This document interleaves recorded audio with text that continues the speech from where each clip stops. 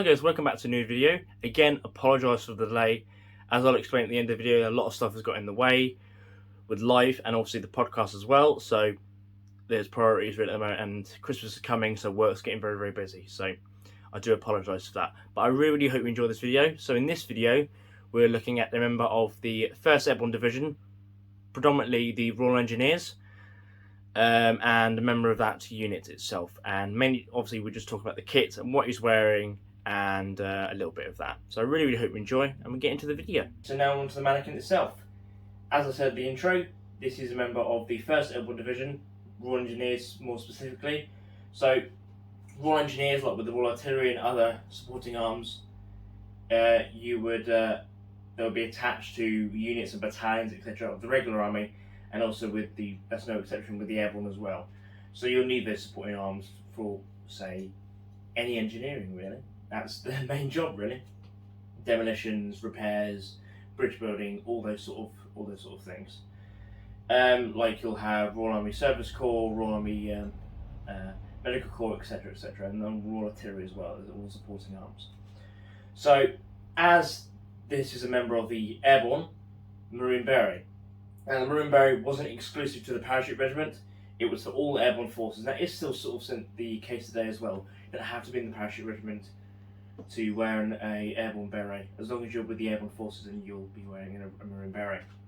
So, Royal Engineers Cat badge is adorned on the beret itself.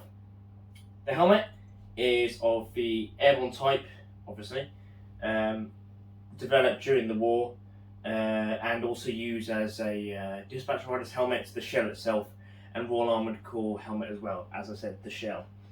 The line had differed between roll to roll, and so did the chin strap system as well. So this is of the sort of earlier type with the fibre rim round.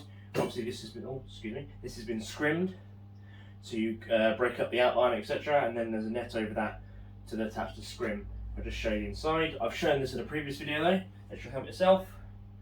It's a very nice airborne helmet. I believe this is a Pegasus military reproduction, if I'm not mistaken. But a lovely bit.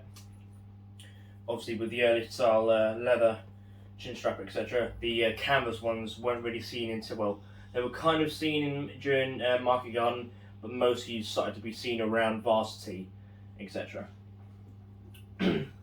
Obviously, being worn as well is the iconic piece of the airborne soldier. One of the iconic pieces of the airborne soldier during the war is the Denison smock. This is the first type, obviously with the knitted cuffs and the under gusset support, which stops the Denison riding up or blowing open when the gentleman is jumping at the aircraft. You'll have an over smock over that anyway, over all the equipment to stop it all going about, but that's generally what it's for. Keep it all in tight. Around his neck, I have a pair of, these are German, just for example. These are like, would be normally carried with like the anti-gas kit and sort of, they're like dust goggles basically. These probably taken from someone during, I don't know, previous deployments, etc., maybe in Italy, etc. I'm using them as like dust goggles, etc. So when he's going back to duties. Just something there which is a little quirk really. Around his neck, scrim scarf, quite a denotation of the airborne forces. Not exclusive to them, of course, but just something that adds the whole little flair to the whole kit really. Equipment is the 37 pattern webbing. So this is in more of a stripped down kind of thing. There's no there's no small pack with this or anything. It's all, as I said, it's a skeleton sort of thing. These are any type of pouches. These are Mark IIs, and it's in the earlier pea green blanco, which was actually quite a denotion of really the 1st Airborne. They quite liked having it because they were the 1st Airborne unit created. They had the earlier blanco stuff. Wasn't the case across the board with the 1st Airborne, but the majority of the forces within 1st Airborne Division had the earlier blanco on their webbing. But as I said, it wasn't the norm. Well, the rule, I should say. If we just spin this around to the side, you just see the side of the Denison itself. Under here we have little holes to allow for ventilation, And then we also see the number 4 bayonet being carried here as well. This scabbard itself hasn't been altered itself for the use of this bayonet yet, but that's just how it is at the moment. I don't really want to alter everything I have in the collection. But that's normally there will be like a cut added here to allow for the stud of the number 4 bayonet anyway. But that's how it stands anyway. And as you can see from the side as well, you see the tail of the flap itself and how baggy itself the Denison is. That was the whole idea. It was originally designed to go over the equipment, but generally the equipment was worn over it because it was kind of a badge of honour really to have the Denison itself. I just turn it around to the back, and as I said, this is very much a cut down equipment, so there's no extra equipment on at the moment. There's no trenching tool, there's no small pack, etc. Obviously the bayonet and the water bottle are being worn. This is the early type of carrier, and you can see the cross straps and where it links to the butt at the back. Here we just spin it around again to its other side. We see the insignia, so this is a sergeant of the Royal Engineers. We have the flaming grenade, which was a notion of the Royal Engineers and other arms as well. And then we see the water bottle carrier and the water bottle itself as well. This is an early type of water bottle as well, because it's the blue enamel, but it's just how the equipment's set up at the moment, really.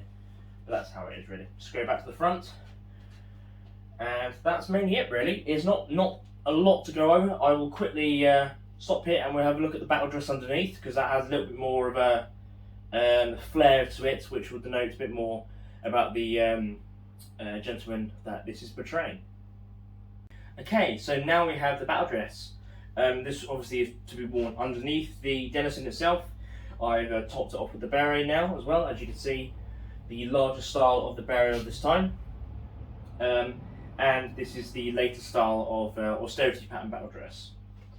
So as you can see, exposed buttons on the pockets and the main closure itself.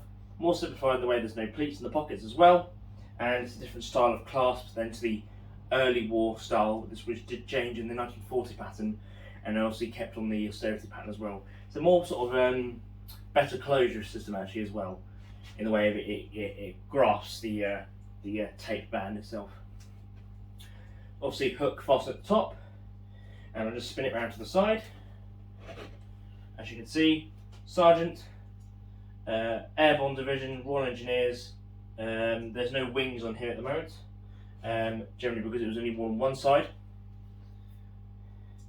As I said, Royal Engineers, Airborne, Pegasus, and the Sergeant stripes are original to this BD. The Airborne insignia has been added to this example, just for the whole thing. Spin it around to the back. Very, very simple to see, not much to see really, apart from the button closures, which will attach to the battle dress trousers when being worn to keep it all together really, because obviously this is a high-waisted blouse itself, and the trousers are high-waisted as well.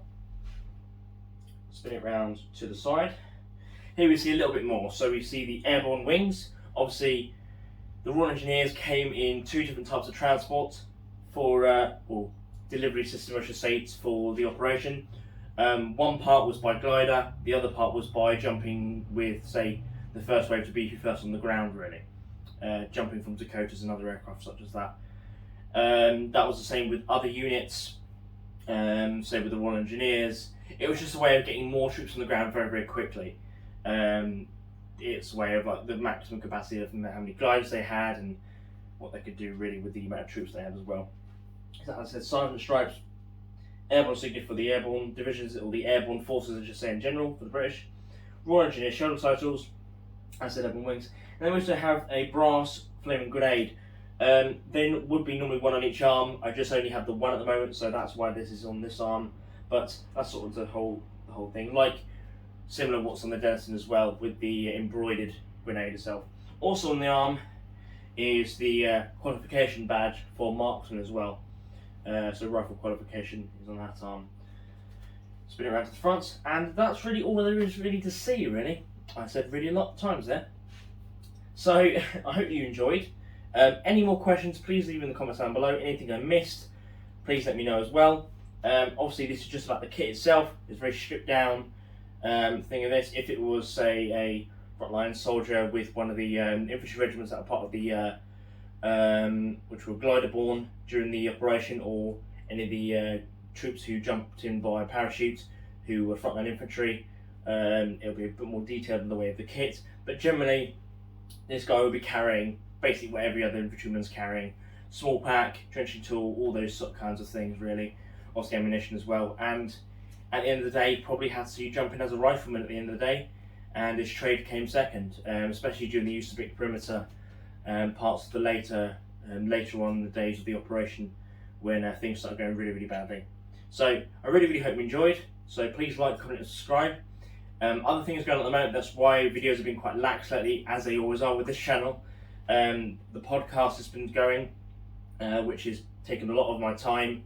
The TikTok as well, even though I haven't posted on there for a little while. Everything's getting in the way. I've got a lot of stuff, life-wise, work, and obviously the wedding as well. So a lot of things are going on, but I really, really hope you enjoyed. As I said, like, comment, subscribe for the third time, and I'll see you all soon next time. See you later, guys. Bye for now.